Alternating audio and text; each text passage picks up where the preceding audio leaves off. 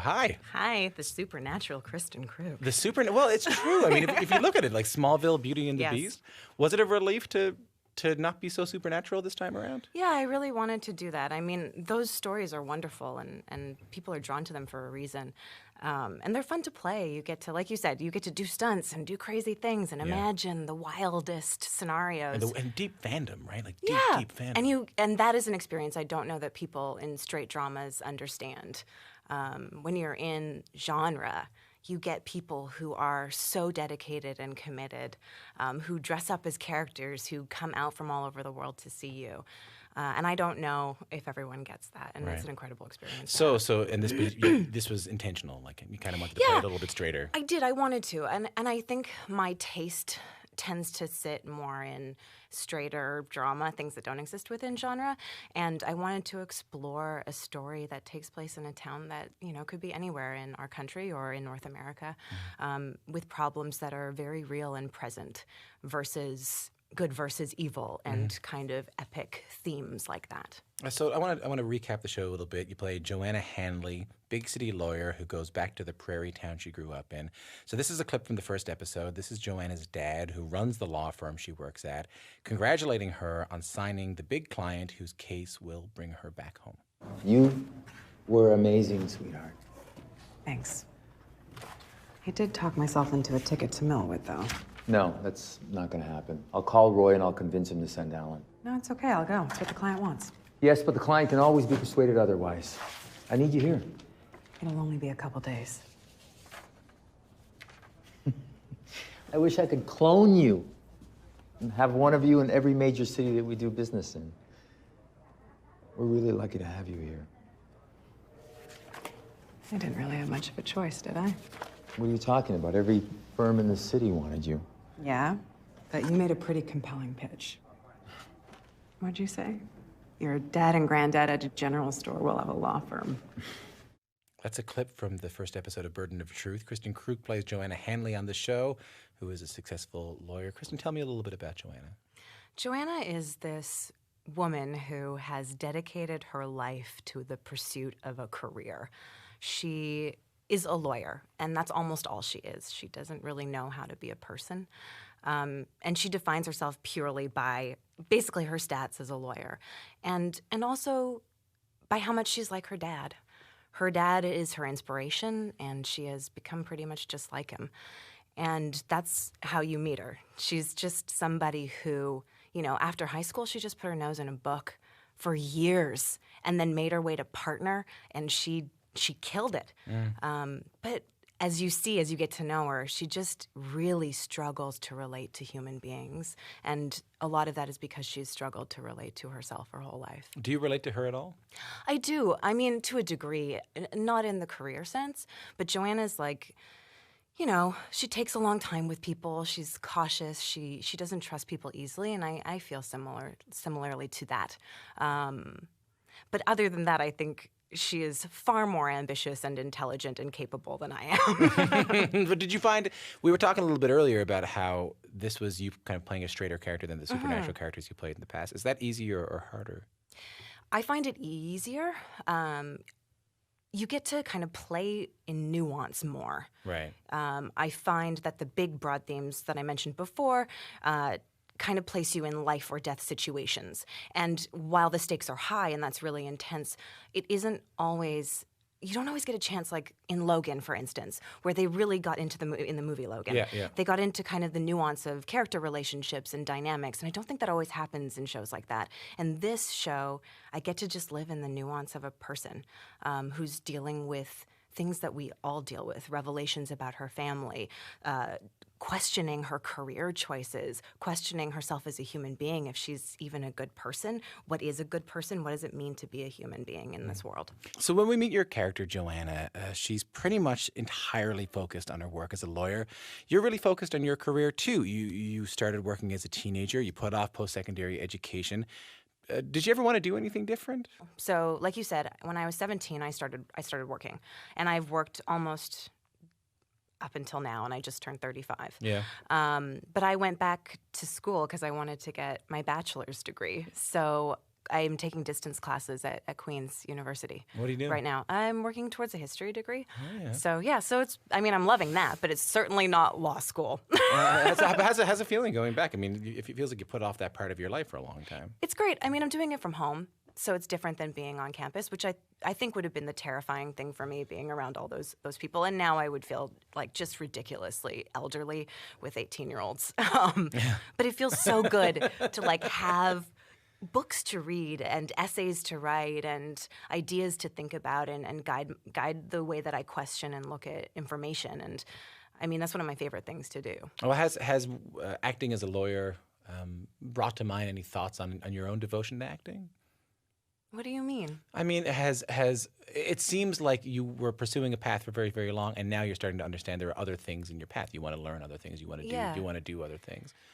Well, I think that maybe I'm not answering this in the way that you mean, but I think that this show is a reflection of my choosing other than I have in the past, Right. making a more directed choice. I got into acting very reflexively. It was something that kind of was offered to me and I took it. Right. And I was like, this is easy and oh my God, amazing. Like no one gets to do this and I get to do it. And I think because of that, I didn't have a strong belief in my capacity and I didn't have a strong understanding of how to shape a career. Yeah. And after I, make a few mistakes and face that, I was like, I don't want to do that anymore. If I'm going to keep going in this world and I want to learn to produce and I want to create stories that matter to me, I want to choose very actively towards the things that represent important stories in my life. What was the catalyst for that change, you think? I think that it was just, you make choices and hope that something will work out. And in this business, in the film business, I'm sure in every business, you don't have all the data. No. So you go in and then you learn as you go. And I made a series of choices that I just ended up feeling, I don't know, there's like a feeling that I get when it just, you see that it's gone in a direction you don't want it to go in. And like there's just like a gross feeling in my stomach. Yeah. And I didn't want that anymore. I didn't want to go to work and be like, oh. You were starting to feel that way a little bit? Oh, yeah, absolutely. To the point that I really want to step away from being in front of the camera at all and just be behind the camera because I feel like I have a little bit more flexibility that way. But yeah, this show has given me an opportunity to play a character that I really find fascinating. And she's got so many layers to delve into. And I don't fall into, and I think a lot of this is changing now in the current climate, but the story doesn't fall into like a woman who is shaping a man's life or moving him in a certain direction. She isn't the catalyst for another person's growth. I definitely want to touch on all of that. On your way in, a friend of mine said to me, "Are you going to ask her about Superman? Are you going to ask her about Smallville? And does she not want to talk about that?" And I said, "Well, I'm not entirely sure. I was planning on asking her about it." Can you relate to what he was saying? Is there a part of you that wants to distance yourself from that past a little bit? I mean, that's hard to answer. Yes and no. I mean, that is where I grew up. I spent 8 years on that show. From the time I was 18 till my mid-20s. It was defining for who I was as a person. That crew and that cast meant a lot to me. That show, for me, was challenging as an actor, playing the character that I played. And in the end, I think she was very redeemed. But for a lot of that show, I was, kind of moved as it's about Clark Kent. It's about him becoming Superman. Yeah. So the character was moved to support that. So when people come up to you and yell Smallville, you're okay? Yeah, absolutely. Yeah. And also people love that show. It means so much to them. I would never say, you shouldn't like that show. They should. They should love it. And I love that they love it. And it's so nice to have people committed to a series like that. Where are you living these days? Are you in Vancouver? I'm in Toronto. You're in Toronto? Yeah. Do you get back to Vancouver very often? Yeah, I just got back, actually. I was there for the holidays. How is it? Does it feel different now? I mean, you might have an experience of this because you've moved away from your home also. But when you go back to your hometown, and you've been away, there's a feeling of nostalgia that creeps in that's a little bit different than when you're there every single day. Like every corner means more than it did before. But I love going back, and it's beautiful. The reason that comes to mind is because your character in this show goes back home, and it's not the same to her either. Exactly, yeah. What is it about narratives that focus around the idea of going back home that stand out to you? Well, it's I think it's about reevaluating kind of the myths of your childhood. Yeah. Like, what did we make this thing up to be? I was just talking to someone about this just last week. When you start to like shed light on things that as a kid you were like, oh, I loved that parent, or oh, that couple was so in love when you're like this little person, and then you start to see as an adult, wait, no, it wasn't like that. This was far more complicated than I ever knew, and that then informs every belief that you've ever had about who you are, what you think about the world, your values. And for Joanna, that's exactly what happens when she goes back to Millwood, except for her revelations are very jarring, and it forces her to confront everything that she believes about reality. If you're just tuning in, you're listening to Q. I'm Tom Power. I'm talking with Kristin Kreuk, and a star and one of the executive producers of the new CBC drama called Burden of Truth. Executive producer on the show. Mm-hmm. How do you find it? Good. I mean, it was a really interesting process. I went into E1 with a few ideas of my own, things This that is I the production built. company? That, Yes. Yeah, right. Yes. Yes, the big production company in Canada. Yeah, I've heard of them. Okay, really? You have? And they were like, no, we don't like your ideas. But you're... Hold on, what? They didn't say it that. Okay, They right. were, So you went in with a couple of ideas, Yes. and they went, I'm not sure about that, Kristin, right? Exactly. And then they sent me. They were like, but we want to work with you, so here are some ideas. And I went through, and this was one of the projects that was in that pile, and I really liked it. So I met with Brad Simpson, who created it, and Lynn Cody, who he was working with. And, you know, I had a great chat with them and eventually signed on to executive produce. We went out and pitched it and went into a develop room, and it just became its own thing. And it went, which was shocking. It happened quickly. And it was, you know, the beginning of it was really fascinating for me because I hadn't done it before, looking at pitch documents for episodes and giving notes on those things and helping to shape the way that the story progressed and who this person was. And then once we got to shooting, I was like, I can't do all this anymore. No, I wouldn't say. I mean, it seems impossible to balance. You didn't find? But some people seem to balance it. But I think that for me, I realized that this character was so different than what I'd done before, and I was doing a lot of work on her. I just couldn't. I couldn't give notes on pitch documents and also be on set and work on the character and talk to the other actors and, you know, all that. So when you got on set, you kind of said, my executive producing days are in the past. Yes, pretty much. And I will continue executive producing when this thing is over. Yeah. But it must give you a different kind of ownership over the show.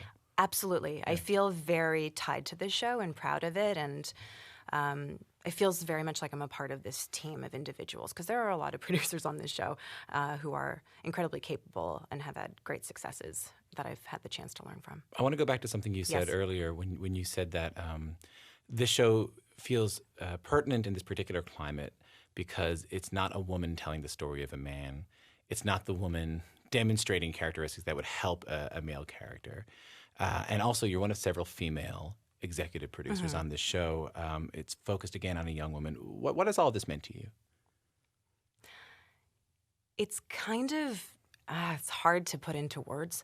It just means the world to be able to work with a group of females.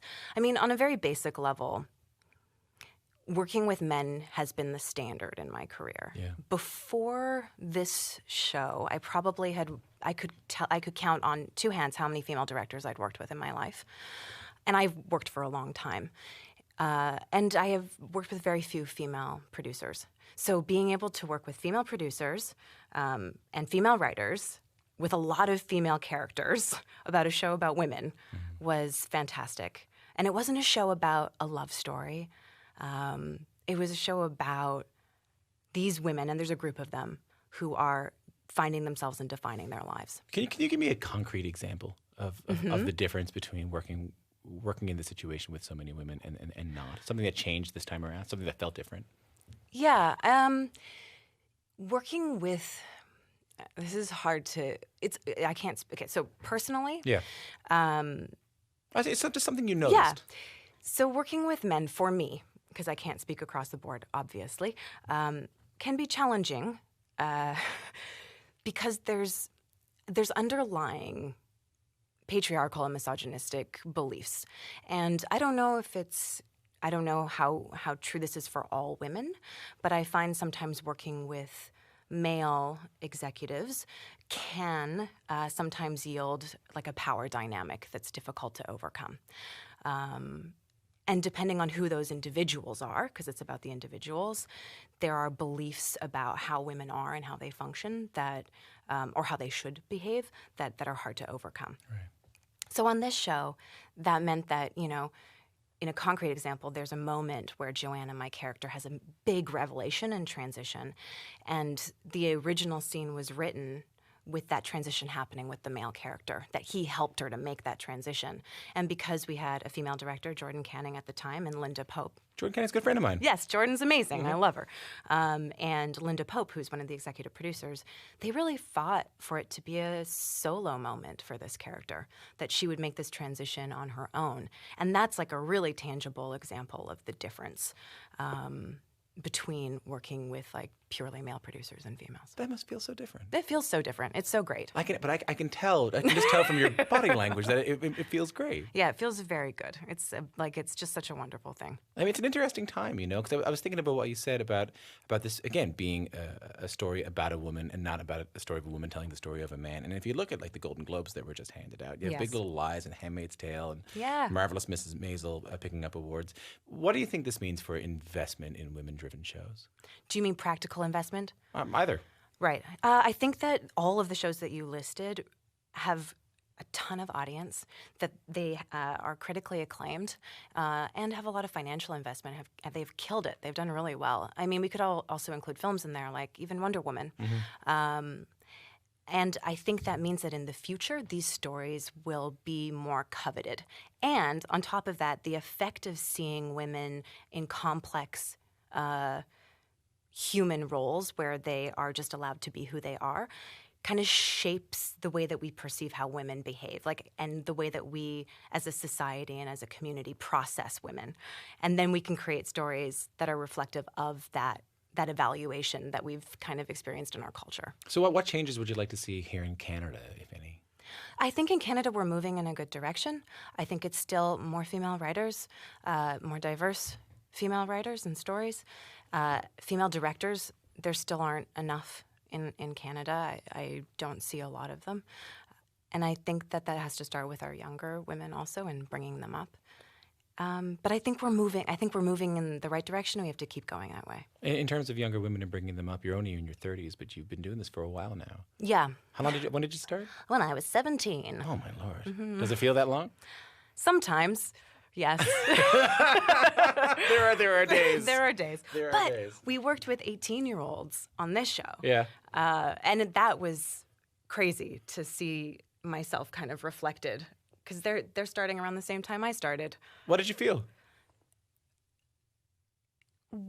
Weird, reflective, and really odd, because they are so poised and intelligent, and they have a vocabulary that I never had at that age, particularly around consent and empowerment. Right. And I wish that I had had that. These are young women who can very clearly, if something's not within the boundaries that they have set, they're very okay to say no. And I never felt that way. And I don't feel like we were taught the same things that they are taught. But these young women are incredible. It's insane to see the difference. And how does that make you feel? Is it hopeful? Yeah, hopeful. Absolutely hopeful. I don't know if you did speak to these young women, but we also have a lot of young women actors and artists and professionals listening to this show. Would you have any advice for them? Yeah, I think be bold, tell the stories that you want to tell, and find female collaborators who inspire you. And just do it, man. I look forward to seeing these stories. It's reading and watching what young women are putting forward changes the way that I think about the world and think about my place in it, and allows me to see and process what has happened in my life. And they help me to do that, and I really appreciate that. Kristin Kreuk, thanks for coming in. Thank you so much.